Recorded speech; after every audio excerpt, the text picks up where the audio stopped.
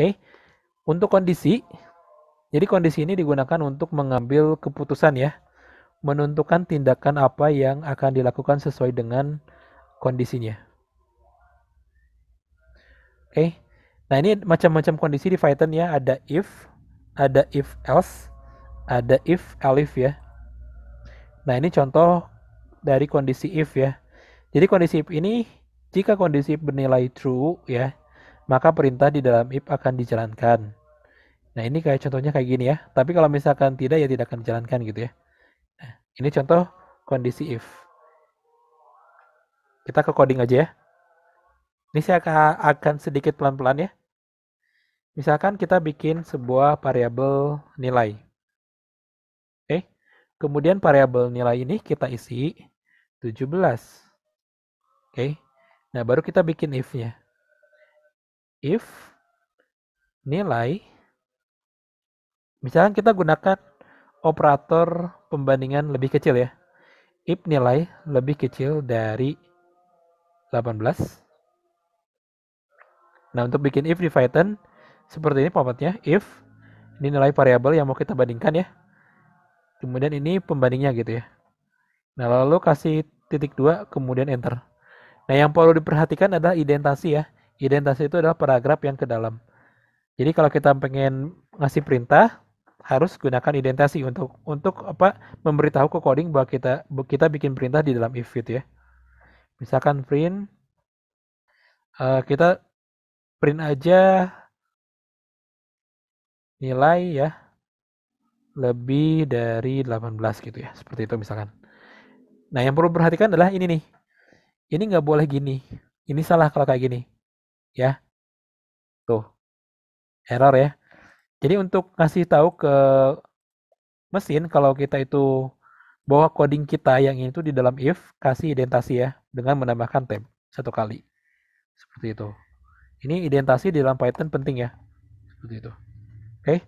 Nah, ini baru bisa jalan. Ini coba saya klik. Muncul ya. Nilai lebih dari 18. Coba saya clear dulu. Oke, muncul ya. Nilai lebih dari 18. Oke. Kalau misalkan ini kan nilainya true ya, bener ya, nilai lebih kecil dari 18. Kalau nilainya false, dia tidak akan dijalankan. Misalkan nilai lebih besar dari 18. Nah, ini tidak akan dijalankan. Tuh, nggak ada output ya, nggak ada muncul output. Ya karena kan nilainya apa namanya? Nilainya tidak true ya, atau nilainya false gitu. Kayak gitu. Tidak akan ditampilkan. Oke, kondisi selanjutnya adalah if else. Nah, untuk if else itu sebenarnya coding if tapi ditambahin else ya. Jadi setelah kita bikin coding if, kita tambahin else. Ya. Jadi coding si if else ini if-nya akan bernilai true, maka perintah yang ada di dalam if, perintah yang ada dalam itu yang ini ya, yang print selamat kamu lulus, ini perintah di dalam if akan dijalankan. Tapi jika tidak atau bernilai false, maka perintah di dalam else yang akan dijalankan. Seperti itu ya.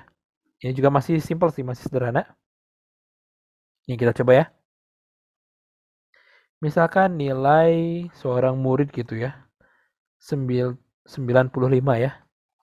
Nah, kita ketik if nilai, misalkan KKN apa ya?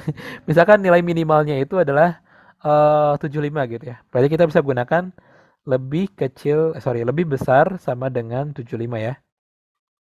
Oke, kita print. Selamat kamu lulus gitu ya. Nah, kita else jika ternyata nilainya itu tidak gitu ya, tidak segitu, ya kita print maaf kamu tidak lulus. Oke. Nah, ini untuk if else ya. Ini coba saya enter. Tuh. Selamat kamu lulus ya, karena 95 lebih kecil sama dengan 75. Kalau saya masukin 75 pun, ini akan tetap lulus. Ya. Masih tetap lulus karena masih standar gitu ya. Masih lebih kecil sama dengan 75. Kalau saya baru masukin kurang dari 75, nah baru ini akan tidak lulus ya. Ini saya masukin 74. Nah, baru yang muncul adalah maaf, kamu tidak lulus. Ya, seperti itu. Oke, kondisi if else selanjutnya if elif ya. Jadi ini kita bisa nambahin if elif.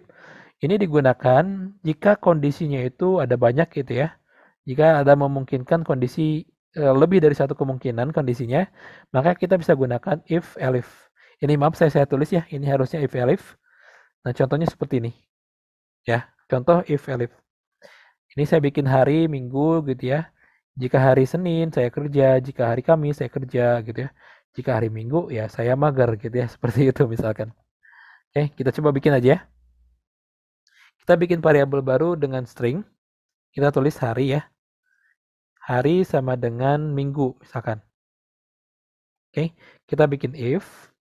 Kita dimulai dari if hari sama dengan Senin ya.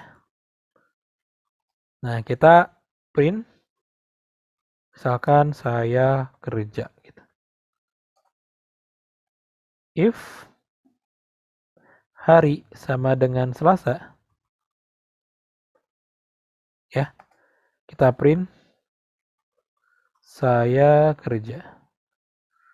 Oke. Kemudian if misalkan ini saya nggak banyak ya harinya. Kalau teman-teman kalau mau nyoba semua hari dimasukin boleh silakan. Ini saya sebagian aja. If hari misalkan Kamis gitu ya. Print saya masih kerja. Oke. Nah, baru misalkan kita bikin kalau misalkan udah weekend gitu ya. Misalkan if hari sama dengan if hari sama dengan Minggu. Nah, baru kita masukin print saya libur. Ya, seperti ini. Oke, ini kalau kita print pasti hasilnya adalah saya libur ya. Oh, sorry, ini bukan if. Elif ya. Yang selanjutnya tuh elif. Sebenarnya if juga bisa sih. Cuman kita kan lagi belajar if ya. Belajar elif.